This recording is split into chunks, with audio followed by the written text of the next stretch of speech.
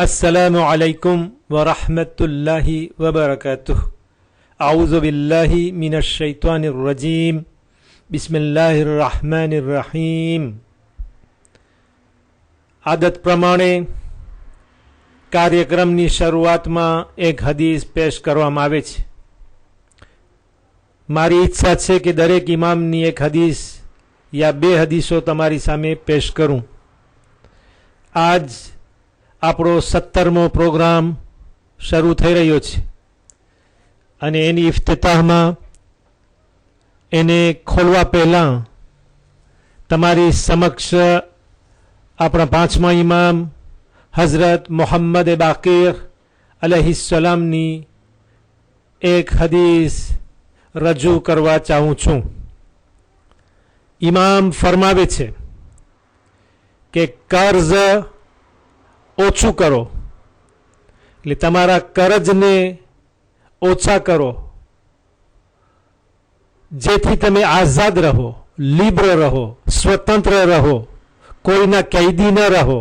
ઇમામ એમ કહેવા માંગે છે કે કરજ થકી તમે કોઈથી બંધાયેલા છો, કોઈના કેદમાં છો, એટલે કર્જ ઓછા કરો જેથી તમે લિબ્ર હોય, આઝાદ હોય, સ્વતંત્ર હોય, તમે તમારા પોતાના માલિક હોય। અને ગુનાહ ઓછા કરો જેથી મોતની અંદર તમને આસાની થાય। એટલે ઇમામ સમજાવવા માંગે છે કે જેમ ગુનાહનો ભાર વધારે હશે એમ મોતમાં તકલીફ પણ વધારે હશે। તો શા માટે દમ નીકળવામાં પહેલાં રૂહને શરીરમાંથી છોડવા અગાઉ તમે કઠણાઈ, તકલીફ, મુશ્કેલી, આફત પસંદ કરો છો? એટલે ગુનાહ ઓછા કરો જેથી રૂહ સહેલાઈથી તમારા બદનમાંથી, શરીરમાંથી નીકળી જાય, એટલે તમારું મોત સહેલું થાય। હવે મારા માવિત્રો, ભાઈઓ, બહેનો અને મારા પ્યારા બચ્ચાઓ જે સર્વે ભેગા થઈને આ પ્રોગ્રામની રાહ જોઈ રહ્યા છો, તમારી સામે આજ 17મી માહ મુબારક રમઝાન આવી પહોંચી આ રાતના તમારી સમક્ષ 10 સવાલો લઈને હું હાજર થયો છું। અને ખાસ કરીને ઇમામે અલી અલૈહિસ્સલામના બારામાં તમારી સામે સવાલો આવશે, કારણ કે તમને માલુમ છે કે 17 તારીખ જંગે બદ્ર ફતેહ થઈ છે। એ પછી તો 19મી અને 21મી તારીખ માટે તો કંઈ કહેવાનું નથી। આપણે સર્વે કોઈ જાણે છે કે એ દિવસો છે કે જેમાં આપણા મૌલા અને આકા અમીરુલ મોમિનીન હઝરત અલી ઇબ્ન અબી તાલિબ અલૈહિસ્સલામ આપણે છોડીને દુનિયાથી રહેલત કરી ગયા છે। ગઈકાલ તમને નજફે અશરફ ની ઝિયારત મુબારક માટે પૂછવામાં આવ્યું હતું કે ઇમામે અલી અલૈહિસ્સલામના રોઝા મુબારકની અંદર કોણ દફન થયેલ છે? એક નબીનું નામ તમારી સામે પેશ કરવામાં આવ્યું હતું। હવે આજે એ જ બારામાં એક બીજો સવાલ તમારી સામે મૂકવામાં આવે છે। સવાલ થઈ રહ્યો છે કે હું કોણ છું? મારા નામનો કુરાન શરીફની અંદર એક સૂરો છે, એટલે 114 સૂરા છે, એમાંથી એક સૂરો એ છે કે જે મારા નામ ઉપરથી છે। અને હું ઇમામ અલી અલૈહિસ્સલામની બાજુમાં નજફની અંદર દફન થયો છું। તો મારું નામ તમે બતાવો। હું નબી ઇબ્રાહીમ અલૈહિસ્સલામ છું, નબી મૂસા અલૈહિસ્સલામ છું, યા નબી નૂહ અલૈહિસ્સલામ છું? એટલે ત્રણેય નામ પૈગંબર અને નબીના છે, પણ એ કયા નબી છે કે જે નામ તમને બતાવવામાં આવ્યા છે તેમાંથી તમને એક ચૂંટવાનું છે।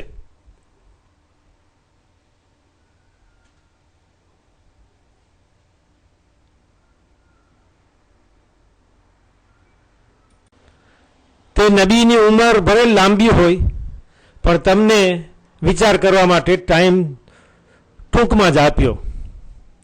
એ હઝરત નૂહ નબીઉલ્લાહ છે કે જે લગભગ 18,000 વર્ષ 2500 ans દુનિયાની અંદર હયાત રહ્યા હતા. હઝરત આદમ પૈગંબરની જેમ હઝરત નૂહ નબી પણ ઇમામ અલી અલૈહિસ્સલામની બાજુમાં દફન થયા છે. એક છે અબુલ બશર હઝરત આદમ પૈગંબર કે જેનાથી ઇન્સાનની ખિલકત આ દુનિયામાં પેદા થઈ અને ફેલાણી, લે père de l'humanité. અને બીજા છે અબુલ બશર સાની એટલે દeuxième second père de l'humanité, કારણ કે તેમના જમાનામાં એક déluge યુનિવર્સલ જગત પ્રલય આવ્યું એટલે આખી દુનિયાભરમાં વરસાદથી પાણી ફેલાયું અને દુનિયા પાણીમાં ડૂબી ગઈ. બધા માણસો મરી ગયા, અમુક માણસો જીવતા રહ્યા, જેનાથી આ દુનિયા ફેલાણી. હવે બીજો સવાલ થઈ રહ્યો છે, આ છે નહજુલ બલાગામાંથી આપની એક હદીસ, આપના એક કલામ લેવામાં આવ્યા છે.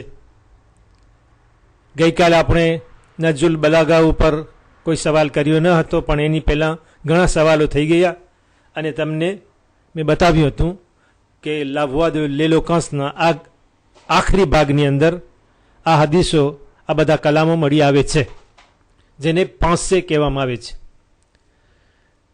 તો આ એક પાંસે છે કે ઓ કોમેલ, એટલે જનાબે કોમેલને વસિયત કરતા, એની ભલામણ કરતા ઇમામ ફરમાવી રહ્યા છે અને એની મારફત આ હદીસ, એ કલામ આપણા સુધી પહોંચી રહ્યા છે ને આપણને પણ લાગુ પડે છે કે ઓ કોમેલ, જે પૈસા જમા કરે છે, માલ એકઠો કરે છે અને એટલો ભેગો કરે છે કે એને વાપરતા નથી, સંગ્રહ છે, એટલે કે એની તેજોરી જે કરે છે એને સાચવીને રાખે છે.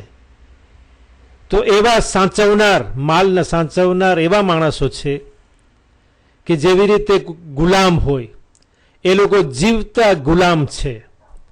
છતાં કે જે જ્ઞાની છે, જે આલિમ છે, જે હોશિયાર માણસો છે, જેના પાસે ઇલ્મ અને જ્ઞાન અને ભણતર છે, એ લોકો એવા છે કે એ લોકો દુનિયામાં ત્યાં સુધી બાકી રહેશે જ્યાં સુધી કે આ દુનિયા રહેશે. અથવા તો ઇમામ આમ ફરમાવ્યા હતા. આ એક કલામ હતા. હવે બીજા કલામ છે, હવે એમ તમને સમજવાનું છે કે એમાંથી ક્યાં છે. કે એવા માલનો સંગ્રહ કરવાવાળા, માલને સાચવવાવાળા, એવી મૈયત છે કે જે દટાઈ ગઈ છે, એવી મૈયતો કે જે ડૂબી ગઈ છે, જે ગરક થઈ ગઈ છે, છતાં કે આલિમો એવા છે કે તે લોકો જ્યાં સુધી દુનિયા રહેશે ત્યાં સુધી એ લોકો બાકી રહેશે. અથવા તો એક ત્રીજો જવાબ છે, એમાંથી તમને ચૂંટવાનું છે કે કયો જવાબ સાચો છે, અને એ કટકો પેલી હદીસનો ભાગ બની શકે છે, કારણ કે એ કલામના અડધો ભાગ તમારી સામે પેશ થયો અને અડધો ભાગ આ ત્રણ જવાબમાંથી તમને ચૂંટવાનો છે. અથવા તો એવા માલનો સંગ્રહ કરવાવાળા, માલ જમા કરવાવાળા, માલને સાચવવાવાળા, જેને એ લોકો વાપરતા નથી, બસ એ લોકો એમ સમજે છે કે એ લોકો દુનિયામાં રહેવાના છે, મરવાના નથી અને માલ એ લોકોની સાથે આવવાનો છે. તો એવી મૈયત છે, એવા મુર્દા છે કે જે હયાત છે, એટલે જીવતા મુર્દા છે. છતાં કે આલિમ લોકો એ હંમેશા દુનિયામાં બાકી રહેવાવાળા છે, જ્યાં સુધી કે દુનિયા પણ બાકી રહેશે. એટલે કે આલિમને મોત આવવાની નથી. હવે આ ત્રણ જવાબાતની ચૂંટી અને તમે જવાબ આપશો.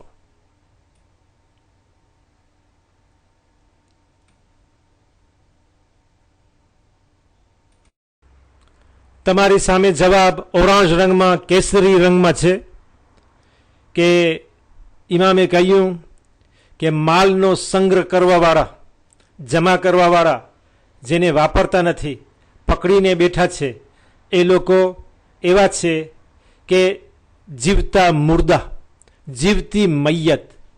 જ્યારે કે આલિમો હંમેશા માટે જીવતા છે, એમને મોત આવતી નથી જ્યાં સુધી કે દુનિયા બાકી છે. એટલે ગરીબ લોકો, જેના પાસે કાંઈ નથી, એ રાહ જોવે છે કે કાંઈ મળે, અને જેની પાસે છે એ ગરીબ જેવા નહીં બલકે મુર્દા જેવા છે, મરેલા છે, કબ્રસ્તાનની અંદર જેવી રીતે મૈયત કાંઈ કરી શકતું નથી, એ જ પ્રમાણે આ લોકો પાસે હોવા છતાં લાચાર લાઈલાજ વાપરતા નથી અને પકડીને બેઠા છે, જાણે કે એ લોકો દુનિયામાં હંમેશા રહેવાવાળા છે, જેવી રીતે કે આ માલ પણ ફના થવાવાળો નથી. ત્રીજો સવાલ એક હદીસ શરીફ ઉપર થઈ રહ્યો છે.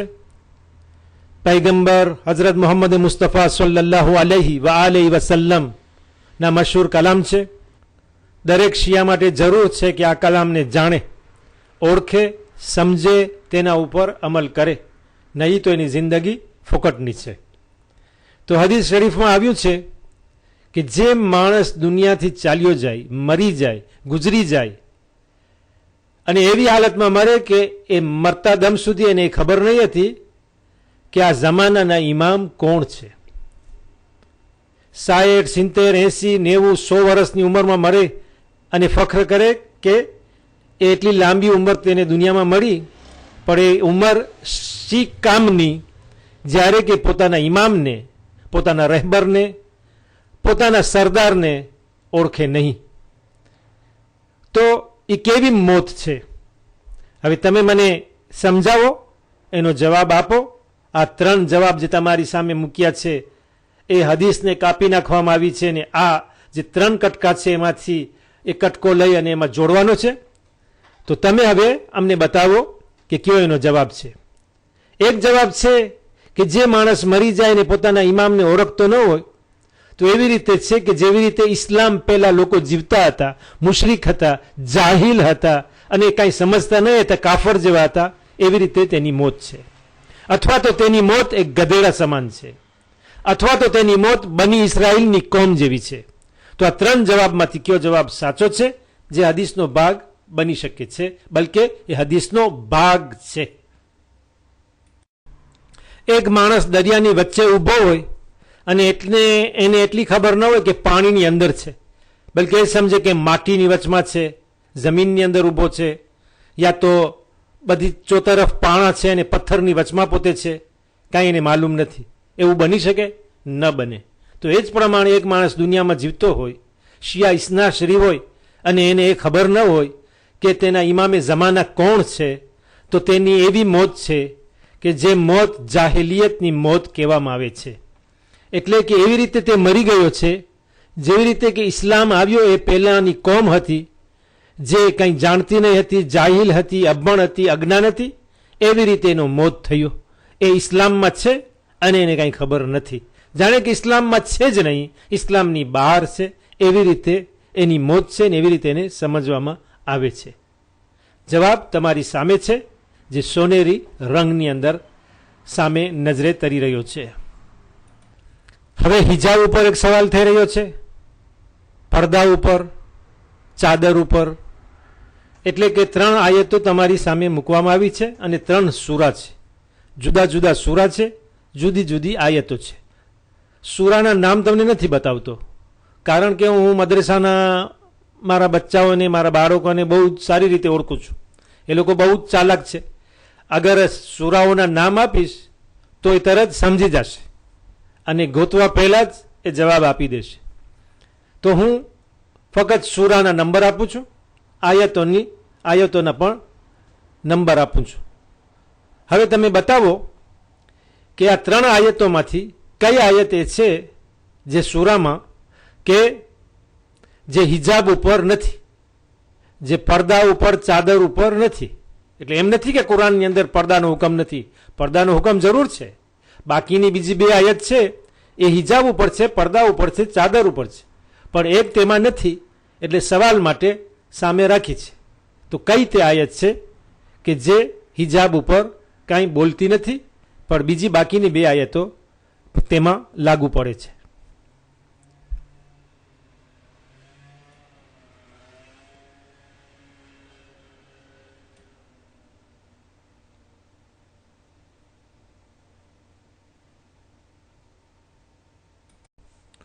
નવમો સૂરો છે એ તો બધાને લગભગ માલુમ હશે કે તે સૂરે તૌબા છે, જે સૂરો બિસ્મિલ્લાહ વગર શરૂ થાય છે. આ એક જ સૂરો છે કુરાન શરીફની અંદર 114 સૂરાઓમાંથી કે જેમાં બિસ્મિલ્લાહ નથી, અને જ્યારે પડવામાં આવે, શરૂ કરવામાં આવે, તો આઉઝુ બિલ્લાહિ મિનશ શૈતાનિર રજીમ કહીને સૂરો ચાલુ કરવામાં આવે, અલ્લાહના કલામ પડવામાં આવે અને બિસ્મિલ્લાહિર રહેમાનિર રહીમ જે જરૂર છે કે દરેક સૂરાની પહેલા પડવામાં આવે તે આમાં પડવામાં આવતી નથી. બીજો સૂરો છે સૂરે 24 નંબર, એ સૂરે નૂર છે કે જેમાં ઔરતોના બારામાં એમાં ઘણી આયતો આવી છે. નૂર એટલે લ્યુમિયર. અને 33મો સૂરો છે જે સૂરે અહઝાબ છે.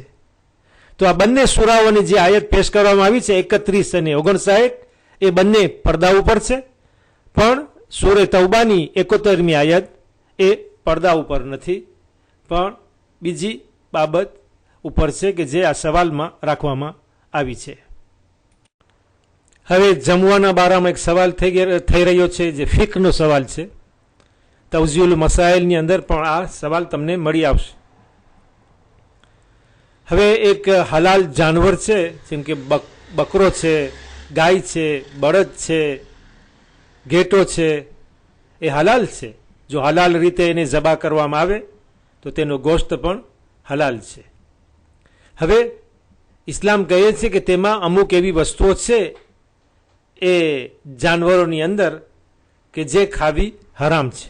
ભલે જાનવરનું ગોશ્ત હલાલ છે, હલાલ રીતે ઝબા થયું છે, બાકીનો ગોશ્ત તેનો હલાલ છે, પણ અમુક વસ્તુઓ એવી છે કે જે હરામ જ રહે છે, એ હલાલ થતી નથી અને એ ન ખાવી જોઈએ. જેમાંથી એક લારાત છે. ગુજરાતીમાં એને બરોળ કહેવામાં આવે છે. ઇન્સાનના શરીરની અંદર તે ડાબા ભાગમાં હોય છે. એનું કુલર કહે છે કે લાલ રંગનું અથવા જાંબલી વ્યોલે રંગનું હોય છે. એવા લગભગ રંગનું હોય છે. જાનવરમાં કઈ જગ્યા ઉપર કયા રંગનું હોય મને ખબર નથી, પણ શું પંખીનું અથવા કોઈ જાનવર જે હલાલ હોય તેનું રાત આપણાથી ખવાય કે ન ખવાય? હલાલ છે, હરામ છે, મકરૂહ છે કે મકરૂહ કે હરામ કાંઈ નથી, એટલે હલાલ છે, ખાઈ શકાય છે. આ 3 કન્ડિશનમાંથી કયો કન્ડિશન છે તેનો જવાબ તમે આપશો.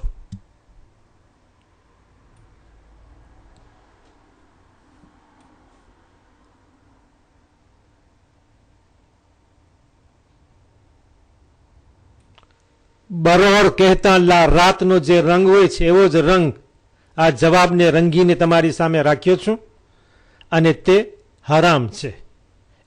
એટલે આ જાનવરની અંદર, હલાલ જાનવરની અંદર જે હલાલ રીતે ઝબા થયો હોય એની અંદર એવી અમુક 10-12 ચીજો છે જે ખાવી હરામ છે. જેમ કે પેશાબની કોઠી હોય વેસી, જેમ આંખના ડોળ છે, જેવી રીતે કે મોઆલ એપિનિયર એટલે વાંસાના ભાગમાં જે હાડકું હોય છે, અંદરના ભાગમાં જે ઘી જેવું આપણે કહીએ છીએ તેલનો ભાગ, એ પણ હરામ હોય છે. એવી બેક નસ પીળા રંગની હોય છે જે કોલોન વેર્ટેબ્રલ તરફ મોઆલ એપિનિયરની બાજુમાં હોય છે, એ પણ હરામ છે. મગજની અંદર પણ ચણા જેવો એવો ભાગ હોય છે, એ પણ હરામ છે. એવી અમુક વસ્તુઓ છે જે તવઝીઉલ મસાઇલની અંદર તમને લિસ્ટ મળી આવશે. ચોથો અને 5મો સવાલ થઈ ગયો. હવે આપણે 6થા સવાલમાં આવ્યા છીએ. હવે આ કુરાનના બારામાં છે. કુરાનના 114 સૂરા છે. તેમાંથી એક સૂરો છે જેનું નામ છે મુતફ્ફિફીન,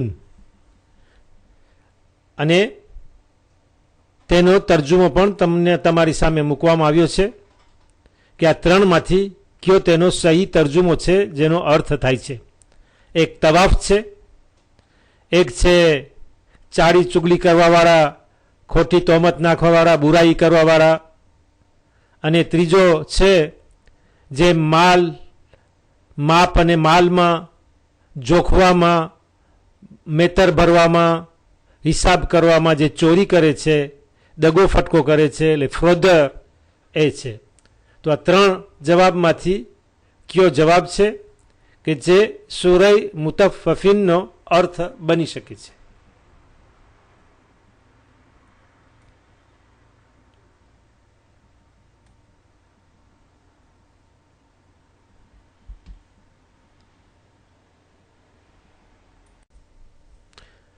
જવાબ તમારી સામે છે.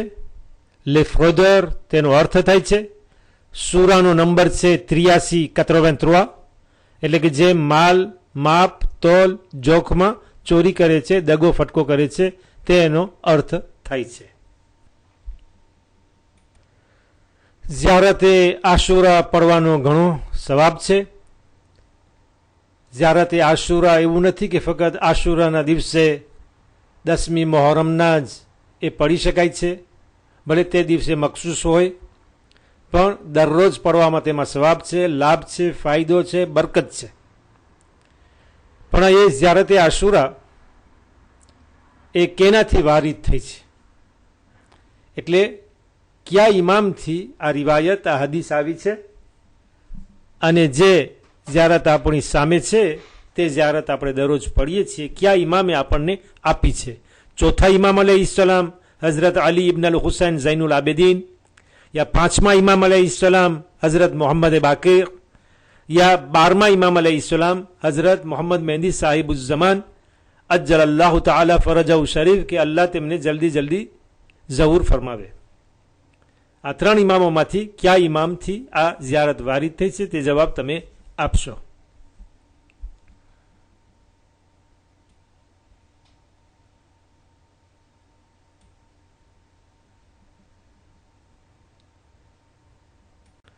ઝિયારતે આશુરા તમને ઝાદુ સ્વાલિહીનની અંદર મળશે, તમને મફાતિઉલ જિનાનની અંદર, તેમજ એક ઝિયારત આશુરાની પુસ્તક બનાવવામાં આવે છે, નાની નાની કિતાબો, પુસ્તિકા, જે ઘણી બધી વેચવામાં આવે છે, મળે છે, હદિયા તરીકે સોંપવામાં આવે છે. અને તે ઝિયારતે આશુરા આપણા 5મા ઇમામ હઝરત મોહમ્મદ અલ બાકીર અલૈહિસ્સલામથી વારિદ થઈ છે. હવે આપણે આગળ કદમ ભરી 8મા સવાલની અંદર દાખલ થઈએ. હવે આ પણ ફિકનો મસાઇલ છે, અને ખાસ કરીને શાદીના બારામાં છે. કદાચ કોઈના મગજમાં એવો સવાલ આવે કે આવા સવાલ કંઈ પૂછવા જેવા છે, તો પછી કિતાબની અંદર જ્યારે હોય, મસાઇલની અંદરમાં હોય, કાનૂનની અંદરમાં હોય, તો કંઈ કારણ હશે ને. અને દુનિયાભરમાં આપણે જોઈએ છીએ કે કેવા કેવા બનાવો બને છે, જેથી આ સવાલને હંમેશા સામે રાખવા જોઈએ, અને બચ્ચાઓને, જવાનોને ખાસ કરીને આના ઉપર ભાર દેવો જોઈએ, શીખવાડવું જોઈએ, બતાવવું જોઈએ. હવે સવાલ એ થઈ રહ્યો છે કે પોતાની સગી ભાણેજ અથવા સગી ભત્રીજી સાથે શાદી થઈ શકે યા ન થઈ શકે.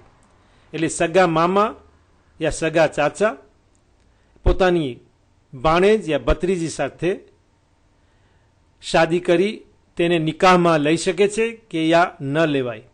એટલે રજા છે, પેરમી છે, અથવા તો રજા છે પણ મકરૂહ છે. ન થાય તો સારું, પણ જો અગર થતું હોય તો કંઈ વાંધો નથી, પણ એમાં સવાબ કે ગુનાહ નથી.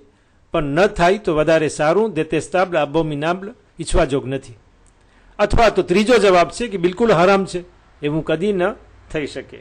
તો 3 જવાબમાંથી કયો જવાબ સાચો છે એ તમે બતાવશો.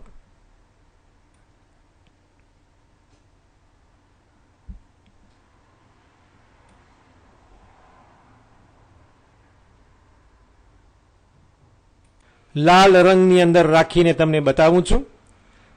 જેવી રીતે રસ્તામાં લાલ ફિરોઝ બળતું હોય છે, એ જ પ્રમાણે કે તે બિલકુલ હરામ છે, તેમાં જવા જેવું નથી, બિલકુલ તેનો વિચાર ન થઈ શકે. આ બારામાં, એ મગજમાં એ વાત કદી આવવી પણ ન જોઈએ. હવે આપણે પ્રોગ્રામના અંતની બાજુમાં આવતા જઈએ છીએ. એક સવાલ બાકી રહ્યો, અને આ 9મો સવાલ આપણી સામે આવી ગયો છે. મેં શરૂઆતમાં તમને કહ્યું હતું કે ઇમામ અલી અલૈહિસ્સલામને લગતા સવાલ કરવામાં આવશે, એટલે વધારે ભાગે તેના ઉપર થઈ ગયા.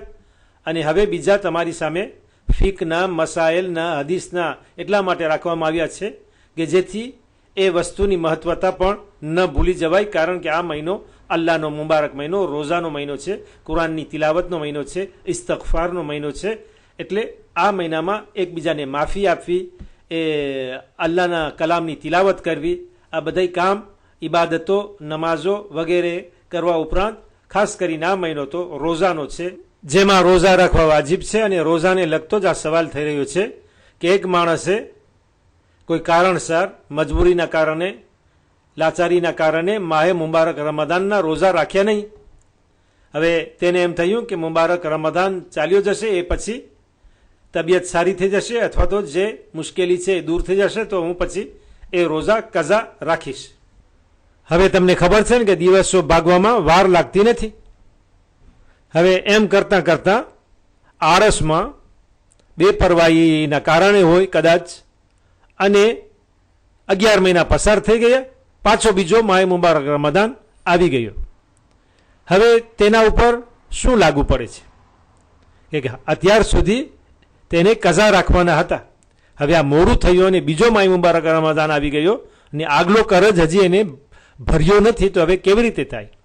શું ફક્ત એ આ માહે મુબારક રમદાન પસાર થઈ જાય તો કઝા જ રાખે ગયા વર્ષના માહે મુબારક રમદાનના, યા તો એ અલ્લાહનો મહિનો પસાર થઈ જાય એ પછી કઝા પણ આપે અને દરેક રોઝાના બદલામાં ફિદિયો કહેતા 1.5 કિલો ખાવાનું જવ ઘઉં અથવા ચોખા આજના જમાનામાં જે આપણે ખાઈ રહ્યા છીએ, તો એ ખાવાનું પોતે દરેક રોજાની બેપરવાહી માટે આપે, અથવા તો ત્રીજો જવાબ એ છે કે સાથે પોતે કફારો પણ આપે, એટલે કે 60 દિવસ રોઝા રાખે યા તો 60 ગરીબોને ખવડાવે. તો આ ત્રણમાંથી કયો જવાબ સાચો છે એ તમે વિચારીને અથવા કિતાબોમાં જોઈને આપશો.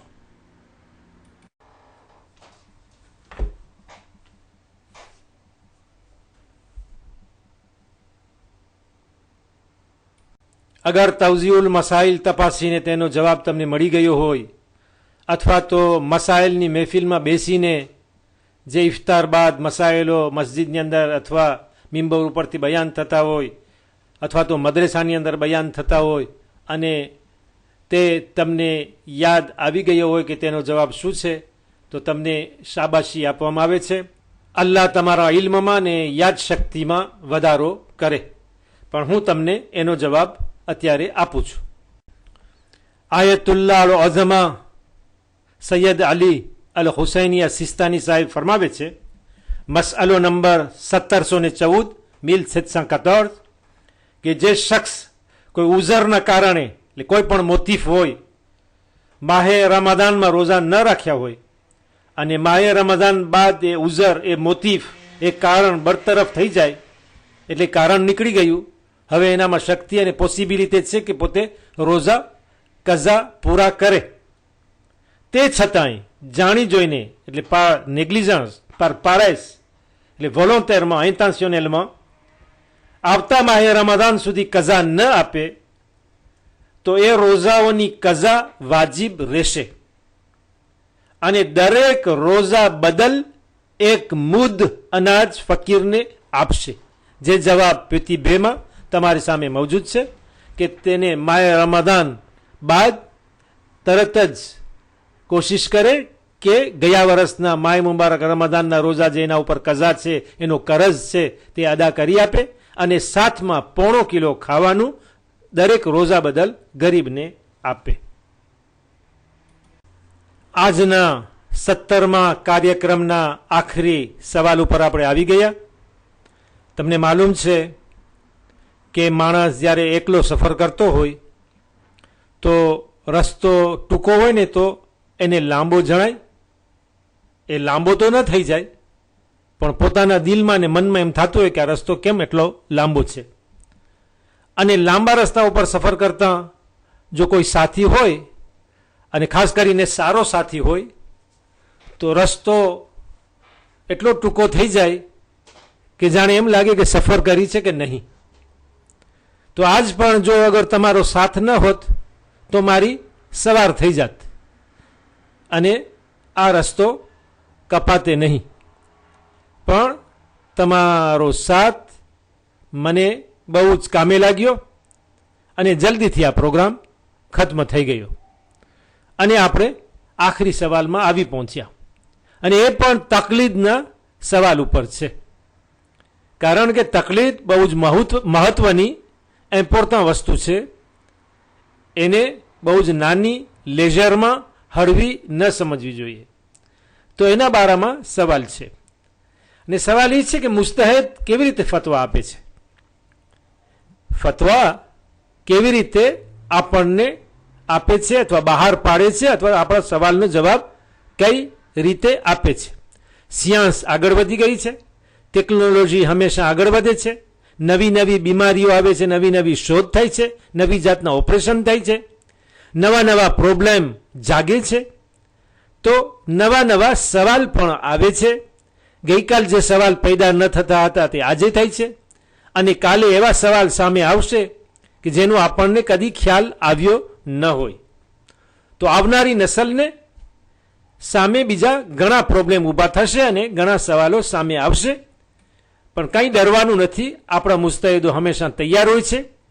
ઇસ્લામ બહુ જ ચોખ્ખો મઝહબ છે.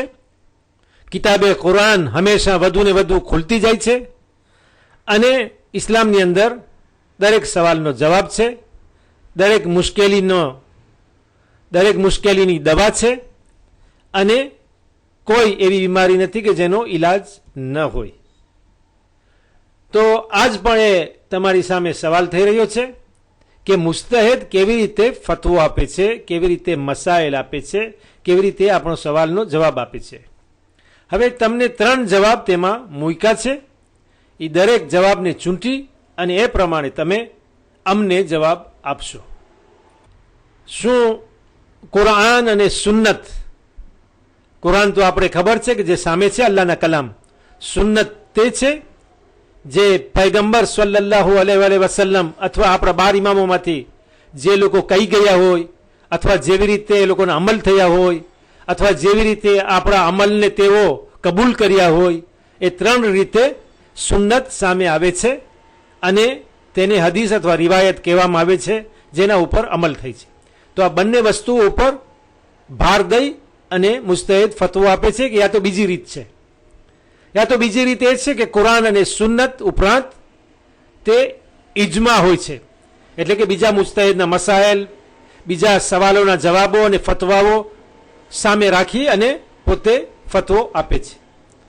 અથવા તો ત્રીજો સોલ્યુશન, ત્રીજો ઈલાજ એ છે કે કુરાન પણ હોય છે, પૈગંબરની સુન્નત હોય છે, ઇમામોની સુન્નત હોય છે, ઇજમા કહેતા જે બધા મસાઇલો, બધા ફતવાઓને સામે રાખી અને ઉપરાંત પોતાની અકલ, પોતાનું ઇલ્મ સામે રાખી અને તે ફતવો આપે છે. તો આ 3માંથી કયો જવાબ સાચો છે? શું પહેલો, બીજો કે ત્રીજો?